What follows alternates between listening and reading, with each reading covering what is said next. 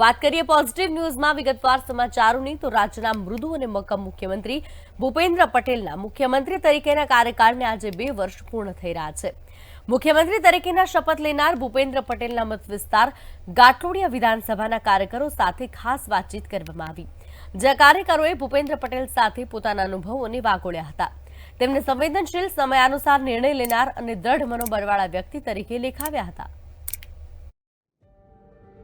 ત્રણેક દાયકાઓ પહેલા અમદાવાદનો શહેરી વિસ્તાર સીમિત હતો, ત્યારે અમદાવાદ નજીકના મેમનગર નગરપાલિકામાં કોંગ્રેસ પક્ષનું રાજ હતું। આ સમયે નગરપાલિકા પર ₹85 લાખનું દેવું હતું। વર્ષ 1995માં મેમનગર નગરપાલિકામાં પ્રથમવાર ભારતીય જનતા પાર્ટીની બોડી રચાઈ હતી, જેના પ્રમુખ પદે હાલ રાજ્યના મુખ્યમંત્રી ભૂપેન્દ્ર પટેલ સત્તારૂઢ થયા હતા। કુશળ વહીવટને કારણે દેવામાં ડૂબેલી મેમનગર નગરપાલિકાને સરપ્લસમાં લાવી દીધી હતી। જ્યારે એમને નગરપાલિકાના પ્રમુખ બન્યા ત્યારે નગરપાલિકાને 85 લાખનું દેવું હતું। એમની વહીવટી સૂઝથી 85 લાખ રૂપિયાનું દેવું, એક પણ રૂપિયાનો ટેક્સ વધાર્યા વગર એમને પૂરું કર્યું। મેમનગર નગરપાલિકાને સરપ્લસ લાવી, સરપ્લસ લાવ્યા પછી એમને સોડિયમ લાઇટો નખાવરાઈ મેમનગર નગરપાલિકા, અને ગુજરાતની બેસ્ટ નગરપાલિકાનો એવોર્ડ ત્યારના મુખ્યમંત્રી શ્રી નરેન્દ્રભાઈ મોદીએ એમને એવોર્ડ આપેલો, ગુજરાતની શ્રેષ્ઠ નગરપાલિકા। મેમનગર નગરપાલિકાના નગરસેવક અને પ્રમુખ પદેથી રાજકીય કારકિર્દી શરૂ કરનારા મૃદુ અને મક્કમ મુખ્યમંત્રી ભૂપેન્દ્ર પટેલ પહેલેથી જ ગાંઠલોડિયા વિસ્તારમાં લોકપ્રિય છે। વર્ષ 2017ની અને 2022ની વિધાનસભા ચૂંટણીમાં તેઓ ગાંઠલોડિયા વિધાનસભા બેઠક પર જંગી લીડથી જીત્યા હતા। 2022માં જ્યારે વિધાનસભાની ચૂંટણી ડિક્લેર થઈ ત્યારે ગાંઠલોડિયા વિધાનસભામાંથી મુખ્યમંત્રી શ્રી ભૂપેન્દ્રભાઈ પટેલ સાહેબનું નામ ઉમેદવાર તરીકે ડિક્લેર થતાં સમસ્ત ગાંઠલોડિયા વિધાનસભાના ટોટલ જે બૂથ હતા તે તમામ બૂથના દરેક કાર્યકર્તામાં એક આગવો ઉત્સાહ અને આનંદ હતો। અમારો દરેક કાર્યકર્તા એક સૈનિક તરીકે પોતાના મત વિસ્તારમાં કામ કરતો હતો, જેથી કરીને ચૂંટણી સમયમાં તેઓની સામે ગુજરાત કોંગ્રેસના રાજ્યસભાના સાંસદ અમીબેન યાજ્ઞિક તેઓની સામે કોંગ્રેસમાંથી ઉમેદવારી કરતા હતા। તેઓની સામે ભૂપેન્દ્રભાઈ પટેલ સાહેબ 1,92,000ની ભવ્ય લીડથી જીત્યા હતા। જ્યારથી ભૂપેન્દ્ર પટેલ જાહેર જીવનમાં આવ્યા અને મુખ્યમંત્રી પદ સુધીના પદ પર પહોંચ્યા છે, તેમ છતાં તેમણે કાર્યકરો સાથેની આત્મીયતા એટલી જ અકબંધ રીતે જાળવી રાખી છે। વર્ષ 2021માં રાજ્યના નવા મુખ્યમંત્રીના નામની ઘોષણા થવાની હતી। તે દિવસે ભૂપેન્દ્ર પટેલ બોપલમાં એક કાર્યક્રમમાં હાજર હતા। તેમને ખુદને જ અંદાજ ન હતો કે પોતે મુખ્યમંત્રી બનશે। તેઓ એક જે પર્યુષણ કરે હતું બેન, હવે એમના ત્યાં પણ એ લોકો ત્યાં ભોજન લેવા ગયા, ત્યાં જમી અને પછી અમને જે બધા સાથે તેમને કે ભાઈ ચલો આવું હોય તો ગાંધીનગર આજે સીએમની વરણી છે, તો એમને ખુદને પણ એવી ખબર નહોતી, એક્સપેક્ટેશન નહોતું એમનું પોતાનું કે હું મુખ્યમંત્રી બનીશ। અને ત્યાં ગયા પછી આપ સૌએ પણ જોયું હશે કે તે ચોથી હરોળમાં બેઠા હતા, અને જ્યારે એમનું નામ ડિક્લેર થયું ત્યારે તો એ વિચારતા હતા કે મારું નામ બોલાવ્યું છું। એટલે એક સરસ એમના ઉપર એક મોટો વિશ્વાસ મૂક્યો માનનીય શ્રી નરેન્દ્રભાઈ મોદી અને ગૃહમંત્રી શ્રી અમિતભાઈ શાહ સાહેબે। ભૂપેન્દ્ર પટેલ ભાજપ પક્ષના સનિષ્ઠ કાર્યકર હતા। તે સમયે મેમનગર પાલિકાનો વિસ્તાર સરખેજ વિધાનસભામાં આવતો હતો। સરખેજ વિધાનસભા ખૂબ જ મોટી હતી। તે સમયે ભાજપનું કોઈ જગ્યાએ કમળ પણ દોરતું ન હતું। તેવા માહોલ વચ્ચે ભૂપેન્દ્ર પટેલ કાર્યકરો સાથે દિવાલો પર ગળીથી કમળના ચિત્રો દોરવા જતા હતા। બહુ મોટો મસ્ત વિસ્તાર હતો, છતાં પણ એ ટાઈમમાં જ્યારે ભાજપનું કોઈ જગ્યાએ કમળ પણ દોરાતું નહોતું, એવી પરિસ્થિતિમાં અમે આપણે ગળીથી રાત્રે 4 વાગ્યાના સુમારે કોઈ જાગતું ના હોય એવી પરિસ્થિતિમાં અમે દિવાલો ઉપર કમળ દોરી અને ભાજપનો પ્રચાર કરતા હતા। બિલકુલ માનનીય વડાપ્રધાન નરેન્દ્રભાઈ મોદી સાહેબના માર્ગદર્શનમાં અને સમગ્ર ચૂંટણી દરમિયાન માનનીય અમિતભાઈ શાહ સાહેબની સતત ગુજરાતમાં હાજરી અને એમનું માર્ગદર્શન અને માનનીય ભૂપેન્દ્રભાઈ પટેલ અને માનનીય CR પાટીલ સાહેબના નેતૃત્વમાં કેન્દ્ર અને રાજ્ય સરકારે કરેલા વિકાસના કામોના આધારે છેલ્લા 27 વર્ષોથી જ્યારે ગુજરાતમાં ભારતીય જનતા પાર્ટીનું શાસન છે, તો એ 27 વર્ષમાં આવેલા બદલાવના આધારે અને કરેલા કામોના આધારે અમે ચૂંટણી લડ્યા। અને મેં કીધું એ પ્રમાણે માનનીય વડાપ્રધાન નરેન્દ્રભાઈ મોદી સાહેબમાં વિશ્વાસ મૂકીને, એના સ્થાનિક નેતૃત્વમાં વિશ્વાસ મૂકીને જ્યારે પ્રજાએ 156 બેઠકો ભારતીય જનતા પાર્ટીને આપી ત્યારે મને લાગે છે કે આ એક ઐતિહાસિક જીત હતી અને આવનારા લોકસભાની ચૂંટણીમાં પણ આ જ પ્રકારનો એક ઉત્તમ રેકોર્ડ સ્થાપિત થાય એ દિશામાં ભારતીય જનતા પાર્ટીના કાર્યકર્તાઓ અત્યારે કાર્યરત છે. ગુજરાતના મુખ્યમંત્રી તરીકેની કામગીરીથી લોકોમાં આનંદ છે. સાથે સાથે તેમણે તેમના સ્થાનિક અને શહેરના અને હવે રાજ્યના શાસન દરમિયાન એક કુશળ વહીવટકર્તા તરીકેની છાપ ઊભી કરી છે. તેમની બહુમુખી પ્રતિભાએ રાજ્યના નાગરિકોને અભિભૂત કર્યા છે તેમજ એક ઉચ્ચ કોટીના વ્યવસ્થાપક મળ્યા હોવાનો સંતોષ વ્યક્ત કરી રહ્યા છે. ચેતન બામણિયા, પ્રવેગ ન્યૂઝ, અમદાવાદ. તો ક્રિકેટ વર્લ્ડ કપ ચાલી રહ્યું છે ત્યારે અમદાવાદના ક્રિકેટ વર્લ્ડ કપ માટે નરેન્દ્ર મોદી સ્ટેડિયમ તૈયાર થઈ રહ્યું છે, જેની તમામ તૈયારીઓને આખરી ઓપ આપવામાં આવ્યો છે. અમદાવાદનું Narendra Modi cricket stadium ICC અને બીસીસીઆઈની માર્ગદર્શિકાને અનુસરીને ઓડીઆઈ વર્લ્ડ કપની તૈયારીઓને આખરી ઓપ આપી રહ્યું છે. મોટી મેચ માટે ગુજરાત ક્રિકેટ એસોસિએશન દિવસ રાત નાની નાની બાબતોનું ધ્યાન રાખી રહ્યું છે, જે સ્પષ્ટપણે દર્શાવે છે કે વિશ્વનું સૌથી મોટું ક્રિકેટ સ્ટેડિયમ ક્રિકેટ વર્લ્ડ કપમાં પોતાની છાપ છોડવા માટે સંપૂર્ણ રીતે તૈયાર થઈ રહ્યું છે. After a long time, India is going to organize the ICC Cricket World Cup 2023, and we are very much thankful to the BCCI that they had given an opportunity to host 5 important games at Narendra Modi Stadium and to the Gujarat Cricket Association. We are going to try our best to give a best performance during the World Cup, and I am hopeful this World Cup will be a memorable to all over the world. આ સ્ટેડિયમને આંતરરાષ્ટ્રીય કક્ષાનું બનાવવા માટે 3 પ્રકારના ખાસ ઘાસની વ્યવસ્થા કરવામાં આવી છે. મેદાનને લીલુંછમ રાખવા માટે દિવસ દરમિયાન તેમજ રાત્રિના સમયે પણ પાણી રેડવામાં આવી રહ્યું છે. દર્શકોની સુવિધા માટે સ્વચ્છતાનું પણ ખાસ ધ્યાન રાખવામાં આવે છે. દર્શકો મેચનો સંપૂર્ણ આનંદ માણી શકે તે માટે મેદાનમાં 2 મોટી LED સ્ક્રીન પણ લગાવવામાં આવી રહી છે. વિકલાંગ દર્શકો માટે મેદાનની આસપાસ દર 10 મિનિટના અંતરે શૌચાલય બનાવવામાં આવ્યા છે. રમતગમત પત્રકારો માટે પણ સંપૂર્ણ બેઠક વ્યવસ્થા કરવામાં આવી રહી છે. કોમેન્ટ્રી બોક્સને પણ નવો લુક આપવામાં આવી રહ્યો છે. 1,32,000 બેઠકો ધરાવતું નરેન્દ્ર મોદી સ્ટેડિયમ ઘણી મોટી ઓડીઆઈ શોપીસ મેચોનું આયોજન કરશે. ઓપનિંગ મેચ ઇંગ્લેન્ડ અને ન્યૂઝીલેન્ડ વચ્ચે 5 ઓક્ટોબરે થશે, જ્યારે બહુ પ્રતીક્ષિત ભારત અને પાકિસ્તાન વચ્ચે 14 ઓક્ટોબરે મેચ રમાશે. વર્લ્ડ કપની ફાઇનલ મેચ પણ આ મેદાન પર 19 નવેમ્બરે રમાશે.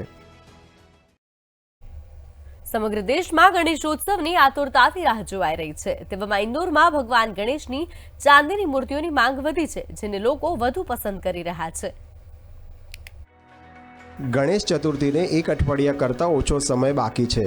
આવી સ્થિતિમાં મધ્યપ્રદેશના ઇન્દોરમાં ભગવાન ગણેશની ચાંદીની મૂર્તિઓની ભારે માંગ છે. अभी आने वाले टाइम को देखते हुए गणेश चतुर्थी का पर्व आ रहा है और उसके तहत अभी डिमांड में है गणेश जी की और लक्ष्मी जी की मूर्तियाँ काफ़ी, और हमारे द्वारा ये मूर्तियाँ 2 से 3 मूर्ति 3 से 4 मूर्ति पर डे में बना दी जाती है. उसमें हम कास्टिंग के द्वारा इनको बनाते हैं और कास्टिंग करने के बाद इसका आगे कारीगरी का काम होता है. ये एक पूजनीय स्थान में हमारे घर के मंदिर में दुकान में गणेश जी की चांदी की मूर्ति होना चाहिए. इस भावनाओं को दृष्टिगत रखते हुए इस बार गणेश चतुर्थी पे चांदी की मूर्ति जैसे आप देखने का लेने का मन बनाया है. બજારમાં ભગવાન ગણેશની ચાંદીની વિવિધ સાઇઝની મૂર્તિઓ ઉપલબ્ધ છે. તેમની કિંમત 400 રૂપિયાથી લઈને કેટલાક લાખ સુધીની છે. हमारे पास जो चांदी की जो मूर्तियां हैं वो हमारे पास 5 ग्राम से लेके 1 किलो तक की मूर्तियां हैं, जिसमें हर प्रकार का वज़न मिलेगा. आपको 5 ग्राम में अगर गणेश जी चाहिए तो होलो भी मिलेंगे जो 400 रुपये तक की कीमत रखते हैं, और अगर आप ठोस गणेश जी लेने चाहेंगे तो उसमें हर प्रकार के वज़न भी मिलेंगे. मतलब आप हर व्यक्ति की रेंज वाले गणेश जी हम लोगों ने उपलब्ध कराए हैं इस बार. ગ્રાહકો પણ આ મૂર્તિઓ પસંદ કરી રહ્યા છે, કારણ કે પ્લાસ્ટર ઓફ પેરિસ જેવી વસ્તુઓમાંથી બનેલી મૂર્તિઓ पर्यावरणને अनुकूल નથી. ज़्यादातर लोग प्लास्टर ऑफ पेरिस की जो मूर्तियाँ खरीदते हैं उससे कहीं ना कहीं लोग उसको पानी में डालते हैं या कहीं भी वो गलती नहीं है. लेकिन हम किसी अगर जैसे गणेश जी हैं, अगर हम सोने या चांदी की खरीदते हैं, जैसे मैं चांदी की लेने आया हूँ, तो हम इनको स्थापित करके इनको ठंडी नहीं करते हुए इनकी हमेशा एक सेवा भी हो जाएगी. मेरा ऐसा मानना है, इसलिए मैं चांदी की गणेश प्रतिमा खरीदने आया हूँ। जिस तरह से एटमॉस्फेयर में पॉल्यूशन जो अभी प्लास्टर ऑफ पेरिस की या मिट्टी की या केमिकल्स की मूर्तियाँ आती हैं उनसे होता है, सो उससे भी बचा जा सकता है। और ये जिसको कहना चाहिए ये एक परमानेंट है, कि ये टेम्परेरी नहीं है, बिकॉज हमने एक बार ली तो हम इसको विसर्जित करने नहीं जाने वाले हैं, इसे हम रखने ही वाले हैं। तो ये साल दर साल हमारे घरों में ही रहने वाली है। કારીગરો કહે છે કે આ મૂર્તિઓ તૈયાર કરવા માટે સખત મહેનત કરવી પડે છે. તેમના મતે પ્રતિમા બનાવવામાં 4 દિવસનો સમય લાગી શકે છે, જે તેના કદ અને તેના પર કરવામાં આવી રહેલી આર્ટવર્ક પર આધાર રાખે છે. G20ના સફળ આયોજન માટે દેશ વિદેશથી સરાહના કરવામાં આવી છે. ત્યારે G20ના સફળ સંગઠન પછી ભારતના પ્રવાસન વ્યવસાયમાં વૃદ્ધિની આશા છે. G20ના કારણે દુનિયામાં ભારતના અદ્ભુત પર્યટન સ્થળો પ્રસ્થાપિત થયા છે. G20 સમિટની સફળ અધ્યક્ષતા બાદ ભારતના પ્રવાસન વ્યવસાયમાં વૃદ્ધિ થવાની સંભાવના છે. G20ની તૈયારીઓને કારણે છેલ્લા 1 વર્ષમાં આખી દુનિયા ભારતના અદ્ભુત પર્યટન સ્થળો વિશે સારી રીતે જાણી શકી છે. પર્યટનના મહાનિદેશક મનીષા સક્સેનાએ જણાવ્યું હતું કે પર્યટન મંત્રાલય ભારતના G20 પ્રમુખ પદ દરમિયાન મળેલા લાભ અને અનુભવોનો લાભ ઉઠાવવાનો પ્રયાસ કરશે. The entire design of G20 events in India was very ambitious in so much as having 60 plus venues for more than 200 events. I think it's one of the most vibrant presidency ever in those terms. And at all these 60 venues, you know, assets have been created, experiences have been curated, cultural programs have been held. Entire teams of people have now come up as resource persons to deliver more such events. And now that we have the benefit of word of mouth publicity as well, I think we are just poised to take off. પ્રવાસન મંત્રાલયે તાજેતરમાં જ ભારતને વૈશ્વિક સ્તરે અગ્રણી લગ્ન સ્થળ તરીકે પ્રમોટ કરવા માટે આઈ ડુ ઝુંબેશ શરૂ કરી છે અને કોન્ફરન્સ ટુરિઝમ અંગે મીટ ઇન ઇન્ડિયા ઝુંબેશ શરૂ કરી છે. It's a win-win for everybody because you will have, like, you know, rather than doing every conference in, say, some tier 1 city, you have a choice for many cities, many areas, many regions with their diverse weather. So if it's hot in Delhi, it wouldn't be so hot in Srinagar, and vice versa. When it's very cold in Srinagar, you could probably, like, you know, do it down south. So I think the choice is immense, and this is the time to, like, you know, make this a regular part of all the work that we are doing in India. માસ્ટરકાર્ડની અનમોલ ભારત ઝુંબેશનો ઉદ્દેશ્ય ભારતની સમૃદ્ધ અર્થવ્યવસ્થાના મુખ્ય વિકાસ ચાલક તરીકે પ્રવાસનને પ્રોત્સાહન આપવાનો છે. This could be our small contribution to drive people into the country, foreigners into the country, to experience the magic of India. And we have got presence as MasterCard in about 210 countries and territories around the world. ઝુંબેશનો ઉદ્દેશ્ય ભારતમાં પ્રાયોગિક મુસાફરીને ફરીથી વ્યાખ્યાયિત કરવાનો છે અને આંતરરાષ્ટ્રીય અને સ્થાનિક પ્રવાસીઓને એક ઇમર્સિવ સાંસ્કૃતિક અનુભવ પ્રદાન કરવાનો છે. વર્તમાન સમય ટેકનોલોજીનો છે, જેના ભાગરૂપે એક અત્યાધુનિક કોમ્બેટ રોબોટ બનાવ્યો છે, જેનો દેખાવ એક મોડેલ ટાંકી જેવું અને વ્યૂહાત્મક ક્ષમતાઓ સાથે ડિઝાઇન થયો છે. આ છે એક ઝેના 5.0 રોબોટ. એક અત્યાધુનિક કોમ્પેક્ટ રોબોટ છે જે દેખાવમાં એક મોડેલ ટાંકી જેવો છે, પરંતુ તેને અદ્યતન વ્યૂહાત્મક ક્ષમતાઓ સાથે ડિઝાઇન કરવામાં આવ્યો છે. ઝેના 5.0 એ જમ્મુના IIT કેમ્પસમાં આયોજિત ત્રિદિવસીય નોર્થ ટેક સિમ્પોઝિયમમાં રજૂ કરાયેલ રસપ્રદ આર્ટિફિશિयल इंटेलिजेंस आधारित उत्पादोंમાંથી એક છે. एनिमी को देख के उन्हें डिटेक्ट करेगा और ट्रैक करेगा, या उसका फीडबैक हमारे सोल्जर्स के पास ग्राउंड कंट्रोल सिस्टम पे आएगा, जो कि उन्हें हेल्प करेगा किसी भी सिचुएशन में उनसे कैसे लड़ाई करनी है और उस सिचुएशन को कैसे कंट्रोल में लाना है. साथ ही अगर बॉर्डर्स पे किसी को गोली लगी है, कोई इंजर हो गया है, तो इस रोबोट के ऊपर एक जो है स्ट्रेचर, रेस्क्यू स्ट्रेचर माउंट होगा, जो कि ये रोबोट खुद उसको ले आएगा मेडिकल इवैक्यूएशन के लिए, मेडिकल सर्विसेज के लिए सेफ साइड पे, तो वो हेल्प करेगा. તેના અદ્યતન અંગો અને ગતિશીલ સ્થિરીકરણ પ્રણાલી સાથે રોબોટ મુશ્કેલ ભૂપ્રદેશને સરળતાની સાથે પાર કરી શકે છે અને તે ઉચ્ચ જોખમની પરિસ્થિતિઓમાં શ્રેષ્ઠ પ્રદર્શન કરવા માટે બનાવવામાં આવ્યું છે. તે 500 કિલોગ્રામ સુધીનો પેલોડ વહન કરવામાં સક્ષમ છે અને 10 ટન સુધીના વજનના વાહનને પણ ખેંચી શકે છે. ये फर्स्ट है, अभी तक का मेड इन इंडिया फर्स्ट है अभी भी इंपोर्ट्स हैं, लेकिन उससे बेहतर और ज़्यादा एफिशिएंट रोबोट हमने बनाया। 500 डिग्री तक का टेम्परेचर ये खुद विस्टैंड कर लेता है अगर रेडिएशन हीट रहती है, और ये सारे ऑपरेशन को कंप्लीट करके सारी फायर बुझाता है। साथ ही साथ अगर कोई पर्सन उसमें ट्रैप्ड है, कोई इवैक्यूएशन के लिए कोई अगर ऐसा है कि वहां से निकल नहीं पा रहा, तो ये रेस्क्यू मिशन में भी हेल्प करता है।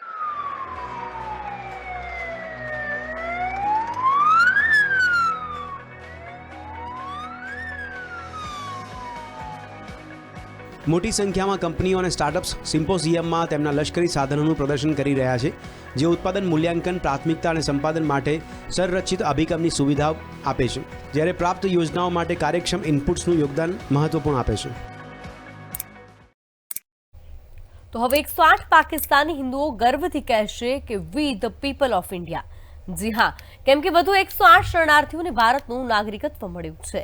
જો કે ભારતના સૌથી વધુ શરણાર્થીઓ અમદાવાદમાં વસે છે, ત્યારે અત્યાર સુધી કેટલા લોકોને ભારતમાં શરણ મળી છે, શું પ્રક્રિયા હોય છે, કેવી રીતે શરણાર્થી બને છે, આવું જોઈએ આ રિપોર્ટમાં। અમદાવાદમાં ગૃહમંત્રી હર્ષ સંઘવીના હસ્તે વધુ 108 પાકિસ્તાની લઘુમતી ધરાવતા હિન્દુઓને નાગરિકત્વ પત્ર એનાયત કરવામાં આવ્યા છે। જો કે લાંબા વર્ષોના સમય બાદ ભારતના નાગરિકત્વ મેળવવાનો પ્રયાસ કરતા 108 શરણાર્થીઓ હવે ભારતના નાગરિક બન્યા છે। આ 108 પાકિસ્તાની હિન્દુઓ છેલ્લા ઘણા વર્ષોથી અમદાવાદમાં સ્થાયી હતા। આ તમામ નાગરિકતા અધિનિયમ પ્રમાણે 7 વર્ષથી એક સ્થળે રહેતા વિદેશી નાગરિકોને બંધારણીય પ્રક્રિયા અનુસરીને નાગરિકતા પત્ર આપવામાં આવે છે। જો કે રાજ્ય અને કેન્દ્રની આઈબી ટીમ દ્વારા યોગ્ય ચકાસણી થયા બાદ તેઓને સ્વીકાર પત્ર એનાયત થતું હશે, જેને આધારે બાકીના નિયમોનુસાર જરૂરી પુરાવા રજૂ કર્યા બાદ જિલ્લા કલેક્ટર કચેરી દ્વારા આખરી નાગરિકતા પ્રમાણપત્ર આપવાની જોગવાઈ છે। અમદાવાદ જિલ્લામાં પાકિસ્તાનથી શરણાર્થી થયેલા 108 નાગરિકો માટે દિવાળીના દિવસ જેટલી ખુશીઓ એમના ચહેરાઓ પર નજરે પડી, કારણ કે આ 108 નાગરિકો આજે આપણા મહાન ભારત દેશના નાગરિકો બન્યા છે। આ 108 લોકોને અમદાવાદ ખાતે આજે એ લોકોના નાગરિકત્વ સર્ટિફિકેટો આપવામાં આવ્યા છે। એક એક પરિવારના ચહેરાઓ પર આજે એક અલગ પ્રકારની ખુશી નજરે પડી છે। વર્ષ 2016 અને 2018ના ગેજેટથી ગુજરાત રાજ્યમાં અમદાવાદ, ગાંધીનગર અને કચ્છ જિલ્લા કલેક્ટરશ્રીઓને અફઘાનિસ્તાન, બાંગ્લાદેશ અને પાકિસ્તાનના લઘુમતી કોમના હિન્દુ, શીખ, બૌદ્ધ, જૈન, પારસી અને ખ્રિસ્તી લોકોને નાગરિકતા અધિનિયમ અંતર્ગતની પ્રક્રિયા અનુસરીને ભારતીય નાગરિકતા આપવાની સત્તા મળેલી છે, જેના આધારે આ વર્ષે 108 લોકોને ભારતીય નાગરિકત્વ આપવામાં આવ્યું છે। અમદાવાદ જિલ્લા કલેક્ટર કચેરી દ્વારા અત્યાર સુધીમાં કુલ 1149 પાકિસ્તાની હિન્દુ નિર્વાસિતોને ભારતીય નાગરિકતા પત્ર એનાયત કરવામાં આવ્યા છે। मैं 2009 में इंडिया आई हूँ। मैं 2009 से पहले इंडिया में हमारी स्टडी हुई थी, बट वहाँ कंफर्टेबल नहीं थे, बिल्कुल निकलना वगैरह बहुत आज़ादी नहीं थी। यहाँ पे हम आए, हम अच्छे से बाहर निकल सकते। मैंने अपनी डॉक्टरी भी यहाँ से की है। मेरी काफ़ी फैमिली मेम्बर वहाँ पे है, अभी वो सेफ़ नहीं है। हम उनको यही विनती करें कि वो सब भी यहाँ पे शिफ्ट हो जाए। और मैं यहाँ पे अभी डॉक्टर हूँ, डेंटिस्ट हूँ। मैं अहमदाबाद में प्रैक्टिस कर रही हूँ, डॉक्टर हर्ष हराड़ी के वहाँ हर्ष डेंटल केयर है। मैं बहुत खुश हूँ, आज मुझे सिटीजनशिप मिली है और मैं सबको यही विनती करूँगी सब इधर शिफ्ट हो जाए। बहुत अच्छा है इंडिया। मेरा नाम स्नेहा है और मैं इंडिया में 11 साल से रहती हूँ। और हम जब से यहाँ पे आए हैं तो बहुत अच्छा चेंज हुआ है। वहाँ पे लड़कियों को ज़्यादा फ्रीडम नहीं होती है और वो ज़्यादा पढ़ नहीं पाती है, इसलिए यहाँ पे आके एज अ गर्ल बहुत ज़्यादा फ्रीडम है। और वहाँ पे किडनैपिंग और वो सब बहुत ज़्यादा होता था, तो यहाँ पे इस चीज़ का कोई डर नहीं है और वहाँ से तो बहुत अच्छा है यहाँ पे। તો કેન્દ્ર સરકાર દ્વારા વસુધૈવ કુટુંબકમ ભાવના પર કામ કરવામાં આવી રહ્યું છે. આજે વધુ 108 જેટલા લોકોને ભારતીય નાગરિકત્વ આપવામાં આવ્યું છે. આજે આ લોકોના સમગ્ર ઘરમાં દિવાળી જેવો માહોલ જોવા મળશે. એક સમય એવો હતો કે જ્યાં ભારતીય નાગરિકત્વ મેળવવા માટે દિલ્હીના ધક્કા ખાવા પડતા હતા, પરંતુ કેન્દ્રમાં ભારતીય જનતા પાર્ટીની સરકાર આવતા જ લોકોને હવે જે તે જિલ્લાના કલેક્ટર પાસેથી ભારતીય નાગરિકત્વ પ્રાપ્ત થઈ રહ્યું છે. गरीब आदमी क्या खाएगा क्या करेगा, तो वो चीज हो रखी है सर. और दूसरा सबसे बढ़िया चीज ये है कि मोदी सरकार से बहुत शुक्रगुजार है हम, जिन्होंने हमारे को यहाँ पे इतना इजी वे में पूरा दिया, हमारे को जो बैठना यहाँ पे करना इजी प्रोसेस कर दिया कि नहीं तो कोई टाइम था सर. आज एक हमारे पे थप्पा लगा हुआ था, जो एक पाकिस्तान का थप्पा लगा हुआ था, आज भारतीय नागरिक बनने का हमारे पे एक पूरा ताज सर पे हमारे लगा दिया है सर. वो हमारे लिए बहुत बड़ी गर्व की बात है सर. वंदे भारत माता की. હિન્દુ, શીખ, બૌદ્ધ, જૈન અને પારસી જેવા લોકોને ભારતીય નાગરિકત્વ આપવામાં આવી રહ્યું છે. આજ દેશમાં જે હિન્દુઓ મુશ્કેલી અનુભવી રહ્યા હતા તેમને સરળતાથી ભારતીય નાગરિકત્વ મળી રહ્યું છે. દેશની અંદર તાજેતરમાં જ G20 સમિટ પૂર્ણ થઈ છે. આ લોકોને ભારતીય નાગરિકત્વ મળી રહ્યું છે. સૌના પરિવારના ભવિષ્ય માટે અને રોજગાર આપવા માટે ગુજરાત સરકાર આ પરિવાર સાથે ઊભી છે. પ્રવેગ ન્યૂઝ, અમદાવાદ. તો બનાસકાંઠા જિલ્લાના ડીસા, પાલનપુર અને ભાભર નગરપાલિકાના પ્રમુખ અને ઉપપ્રમુખની ચૂંટણી યોજાઈ હતી. આ ત્રણેય નગરપાલિકામાં ભાજપ એકવાર ફરી સત્તા કબજે કરવામાં સફળ રહી છે. તો બનાસકાંઠા જિલ્લામાં ભાજપે એકવાર ફરી ભગવો લહેરાવી દીધો છે. ડીસા, પાલનપુર અને ભાભર નગરપાલિકાના પ્રમુખ અને ઉપપ્રમુખની 2.5 વર્ષની ટર્મ પૂરી થતાં આજે એક સાથે 3 નગરપાલિકામાં પ્રમુખ અને ઉપપ્રમુખની ચૂંટણી યોજાઈ. ત્યારે સૌપ્રથમ ડીસા નગરપાલિકાની ચૂંટણી હાથ ધરવામાં આવી હતી. ડીસા નગરપાલિકામાં નાયબ કલેક્ટરની અધ્યક્ષતામાં યોજાયેલી પાલિકા પ્રમુખ અને ઉપપ્રમુખની ચૂંટણી ભારતીય જનતા પાર્ટી દ્વારા પ્રમુખ પદ તરીકે સંગીતાબેન દવે અને ઉપપ્રમુખ તરીકે શૈલેષભાઈ રાયગોરને મેન્ડેટ અપાયો હતો અને બહુમતી ધરાવતી ડીસા નગરપાલિકામાં ભાજપના ઉમેદવારોને વિજેતા જાહેર કરવામાં આવ્યા હતા. ડીસા નગરપાલિકાના પ્રમુખે વિજેતા બન્યા બાદ શહેરમાં વિકાસ કાર્યોને વેગ આપવાની વાત કરી. ભારતીય જનતા પાર્ટીએ મારા પર વિશ્વાસ મૂકી અને મને પ્રમુખ પદની કાબિલ કરી, એ માટે પાર્ટીનો ખૂબ ખૂબ આભાર. બેન, 2.5 વર્ષના ટર્મમાં કેવા વિકાસના કાર્યો થશે? હા, સૌને સાથે લઈ અને ડીસા શહેરને સુંદર અને સ્વચ્છ વહીવટ આપશું, બધાને સાથે લઈ. તો ડીસા નગરપાલિકાની સાથે સાથે પાલનપુર નગરપાલિકા પ્રમુખ ઉપપ્રમુખની 2.5 વર્ષની ટર્મ પૂર્ણ થતાં આજે પાલનપુર નગરપાલિકાના સભાખંડમાં પણ નાયબ કલેક્ટર પીસી દવેની અધ્યક્ષતામાં પ્રમુખ ઉપપ્રમુખની ચૂંટણી યોજાઈ હતી, જેમાં ભારતીય જનતા પાર્ટી દ્વારા પાલનપુર નગરપાલિકાના પ્રમુખ તરીકે ચિમનલાલ સોલંકી અને ઉપપ્રમુખ તરીકે નાગજીભાઈ દેસાઈની પસંદગી કરતા બંને ઉમેદવારોનો પ્રમુખ અને ઉપપ્રમુખ તરીકે બિનહરીફ વિજય થયો હતો. પ્રથમ તો અમારા ભારતીય જનતા પાર્ટી તરફથી જે અમારી પસંદગી થઈ એ બદલ ભારતીય જનતા પાર્ટીના શ્રેષ્ઠ નેતૃત્વનો આજના તબક્કે અમે આભાર વ્યક્ત કરીએ છીએ. એવા કયા કામ છે પાલનપુરના જે પણ કામ હશે એ અમે પ્રજાને સાથે રાખી અને અમારી આખી પાલનપુર નગરપાલિકા ટીમ સાથે રહીને અને જે પણ કામ હશે વિકાસના કામો અમે સાથે રહીને અને પૂર્ણ કરવાની ખાતરી આપીએ છીએ. ડીસા અને પાલનપુર નગરપાલિકાની સાથે આજે બનાસકાંઠા જિલ્લાના સરહદી વિસ્તાર એવા ભાભર નગરપાલિકા ખાતે પણ પ્રમુખ અને ઉપપ્રમુખની ચૂંટણી યોજાઈ હતી. સુઈ ગામના નાયબ કલેક્ટર SM ડોડિયાની અધ્યક્ષતામાં યોજાયેલી ભાભર નગરપાલિકાની ચૂંટણીમાં પણ ભાજપનો વિજય થયો છે. ભાભર નગરપાલિકાના પ્રમુખ તરીકે સાકરબા રાઠોડ અને ઉપપ્રમુખ તરીકે ગીતાબેન ઠાકોર વિજેતા થયા છે. નગરપાલિકા અધિનિયમ 1963ની કલમ 32 ક ની જોગવાઈ મુજબ માનનીય કલેક્ટર સાહેબે ભાભર નગરપાલિકાના પ્રમુખશ્રી અને ઉપપ્રમુખશ્રીની ચૂંટણી માટે મને અધિકૃત કરેલ અને આજરોજ સભામાં તમામ ચૂંટાયેલા સદસ્યશ્રીઓ હાજર હતા અને ચૂંટણીનું કાર્ય સંપન્ન કરવામાં આવ્યું. બનાસકાંઠા જિલ્લાની 3 મહત્વની નગરપાલિકામાં ભારતીય જનતા પાર્ટી એકવાર ફરી કબજો કરવામાં સફળ રહી છે, તો બીજી તરફ કોંગ્રેસને એકવાર ફરી મોટી નિષ્ફળતા સાંપડી છે। ત્યારે આ 3 મોટી નગરપાલિકાના પરિણામોની અસર આગામી સમયમાં યોજાનારી લોકસભાની ચૂંટણી પર પણ જોવા મળી શકે છે। હરેશ ઠાકોર, પ્રવેગ ટીવી।